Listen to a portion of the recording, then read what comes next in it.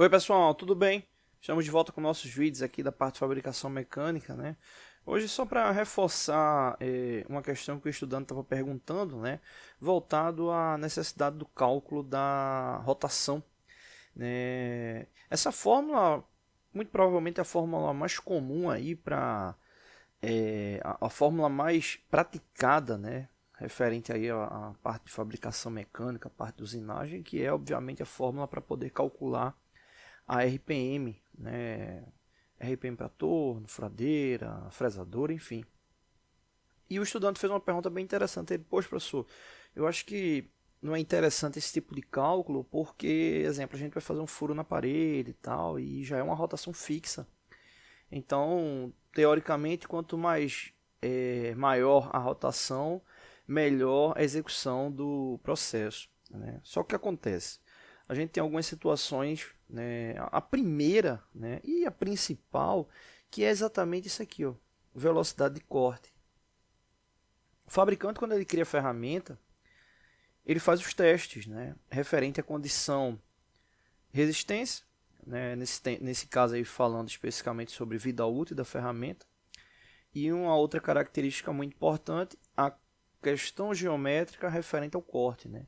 Que nesse caso aí vai culminar muito com a característica da rugosidade.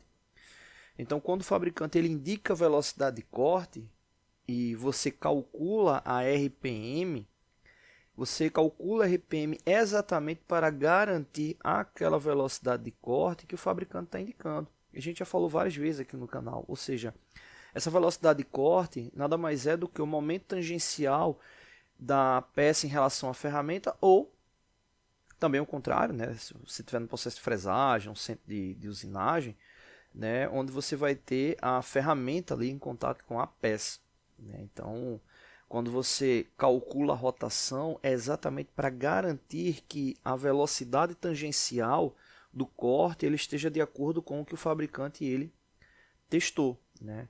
Aí você diz, poxa, mas por que a rotação altera? Porque a gente pode ter diferentes diâmetros ali no processo. Eu posso ter um diâmetro diferente, nesse caso aqui um exemplo para o torneamento. Aqui, por exemplo, essa peça aqui, fora os chanfros, ela possui 4 diâmetros, né, diferentes, né? Então, para cada diâmetro desse aqui, se eu for olhar frontalmente, eu vou ter um perímetro circular diferente, né, que culmina exatamente ali na relação diâmetro, né? E é perímetro mesmo, né? Ou seja, eu estou falando, se a gente fosse pegar esse círculo aqui e fosse planificar ele, né? Então, se você tem, exemplo, dois círculos no mesmo centro, né? Dois círculos no mesmo centro, e eles estão ali rotacionando, os dois vão ter a mesma rotação, né? Os dois vão ter a mesma rotação, só que o diâmetro menor ele vai ter um perímetro menor, ou seja, é um contato tangencial relativamente menor, tomando como base ali a condição da velocidade, né? E aí é onde mora o detalhe, ou seja, quanto menor o diâmetro, o que é que acontece?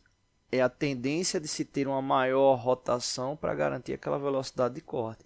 E o contrário também é válido, né? Quanto maior o diâmetro, a tendência é de uma menor rotação, mas desde que respeitando a indicação da velocidade de corte ali do fabricante, tá bom? Próximo vídeo a gente vai trazer um cálculo para poder ilustrar melhor. Valeu!